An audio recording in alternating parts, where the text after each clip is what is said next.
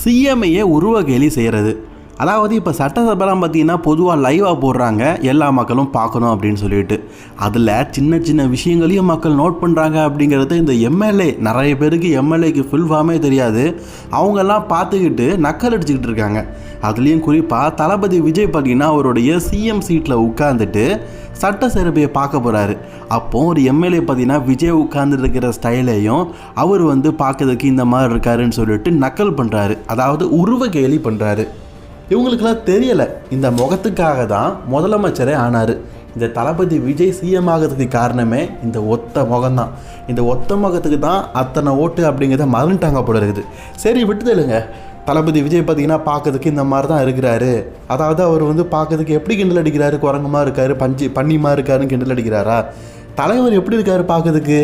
அம்சமாக இருக்கார்ல, ரொம்ப சூப்பராக இருக்கார்ல.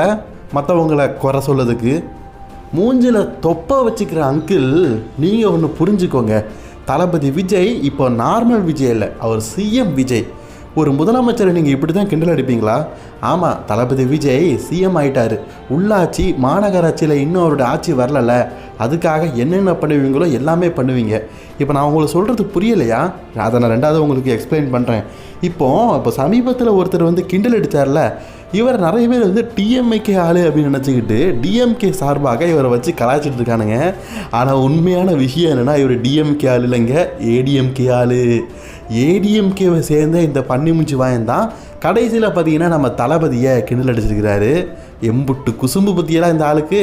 சரி, அதை விட்டுதலுங்க. இன்றைக்கி நடந்து முடிஞ்ச சட்டசபையில் சபாநாயகர் சொல்லிட்டாரு, நீங்கள் பண்ணதை உலகமே பார்த்துருச்சு, இதுக்கப்புறமா ஒழுங்காக இருக்கணும், இல்லாட்டா நடவடிக்கை எடுக்கப்படும் அப்படின்னு அவர் சொல்லிட்டாரு. அவர் சொன்ன ஆடியோ தொகுப்பை நான் இந்த இடத்துல உங்களுக்கு காட்ட விரும்புகிறேன். பேரவை நடவடிக்கைகள் தற்போது நேரடியாக ஒளிபரப்பு செய்யப்படுவதால் பேரவையில் உள்ள உறுப்பினர்கள் மிகுந்த கவனத்துடனும் எச்சரிக்கையுடனும் இருக்குமாறு கேட்டுக்கொள்கிறேன்.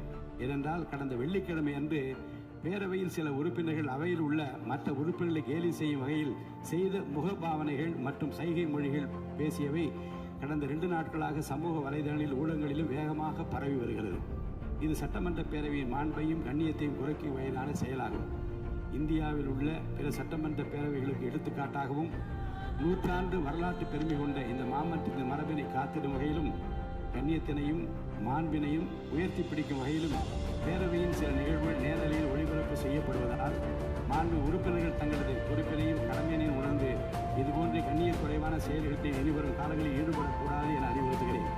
இதுபோன்ற செயல்கள் தொடர்ந்தால் அந்த செயல் அவையின் உரிமை மீறலாக கருதப்பட்டு சம்பந்தப்பட்ட உறுப்பினர் மீது நடவடிக்கை எடுக்கப்படும் என்பதையும் நான் தெரிவித்துக் கொள்கிறேன். தளபதி விஜய் பார்த்தீங்கன்னா ஒரு சில கட்சியுடைய கூட்டணியோட தற்போதைக்கு ஆட்சி அமைக்கிறதுனால மற்றவங்களுக்கெல்லாம் பார்த்தீங்கன்னா ரொம்ப பயம் விட்டு போயிடுச்சு. ஆக்சுவலி இதுக்கான விடை கூடிய சீக்கிரம் தெரிஞ்சிடும். இப்போ நீங்கள் சமீபத்தில் பார்த்துருப்பீங்க, நிறைய இடத்துல மேயர் ஆஃபீஸு, கவுன்சிலர்லாம் பார்த்தீங்கன்னா எடப்பாடியோடைய ஃபோட்டோ ஒத்திக்கிட்டு வர்றது. இன்னும் சில பேர் பார்த்தீங்கன்னா காங்கிரஸ் சார்பாக அவங்க காமராஜருடைய ஃபோட்டோ ஒத்திக்கிட்டு வர்றது. சிஎம் தளபதியே மதிக்கிறதே இல்லை. எங்கே பார்த்தாலும் இன்னும் ஏடிஎம்கே சார்பாக ஸ்டாலினுடைய ஃபோட்டோ தான் இருக்குது. ஏன் இப்படிலாம் பண்ணுறாங்க, மற்றவங்களாம் கேட்க மாட்டாங்களா அப்படின்னு நிறைய பேர் கேட்பீங்க. அதுக்கான ஒரு விடையை நான் சொல்கிறேன். இதுக்கு முன்னாடி உள்ளாட்சி தேர்தல் நடந்ததில்ல, அதில் மேக்ஸிமம் வெற்றி பெற்றது டிஎம்கே ஆளுக்கு தான். மேயர் ஆஃபீஸில் கூட்டுவே நடக்கும்போது சுற்றி இருக்கவங்க எல்லாமே டிஎம்கே ஆளுக்கு. அப்போ தளபதி விஜய் ஃபோட்டோ வச்சாலும் அதை மதிக்க மாட்டேங்காங்க, அதுக்கு பதிலாக ஸ்டாலினோட ஃபோட்டோ வைக்கிறாங்க. இதுதாங்க ஆன்சரு. உங்களுக்கு புரிஞ்சிருக்குன்னு நினைக்கிறேன். இதுக்கப்புறமா தமிழ்நாட்டில் பார்த்திங்கன்னா உள்ளாட்சி தேர்தல், அதுக்கப்புறமா பார்த்திங்கன்னா எம்பி எலெக்ஷன் நடக்கும். அந்த நேரத்தில் டிவிகே போட்டியிட்டு பல இடங்களில் டிவிகே சார்பாக புதிய உள்ளாட்சி தலைவர்கள், அதாவது பார்த்திங்கன்னா கவுன்சிலர் வருவாங்க, பஞ்சாயத்து தலைவர் வருவாங்க, இதுக்கும் மேலே மேயர் வருவாங்க. அதுக்கப்புறமா இப்போ ஃபோட்டோவை கலத்தி வச்சிருச்சு. முன்னாள் முதலமைச்சருடைய ஃபோட்டோலாம் மாட்டாங்கல்ல, அது நடக்காது.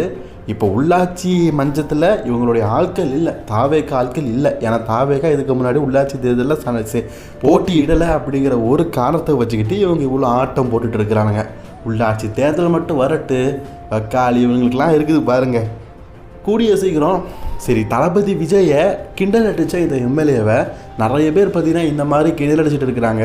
இது சரியாக தவறா? என்னை பொறுத்த வரைக்கும் நான் தவறுன்னு தான் சொல்லுவேன். ஒரு எம்எல்ஏ இப்படி நம்ம கிண்டல் அடிக்கக்கூடாது. ஆனால் அந்த எம்எல்ஏ முதலமைச்சரையே கிண்டல் அடிச்சிருக்காருன்னா கிண்டல் அடிக்கிறது தப்பு இல்லை, கரெக்டு தானே? அவரே சிஎம்மை கிண்டல் அடிக்கிறாரு, நாம் அவரை கிண்டல் அடிக்கலாம்ல? இதை பற்றின உங்களோட கருத்துக்களை கமெண்ட் பண்ணிக்கோங்க. தொடர்ந்து வீடியோ பார்க்க சேனலை சப்ஸ்கிரைப் பண்ணிக்கோங்க.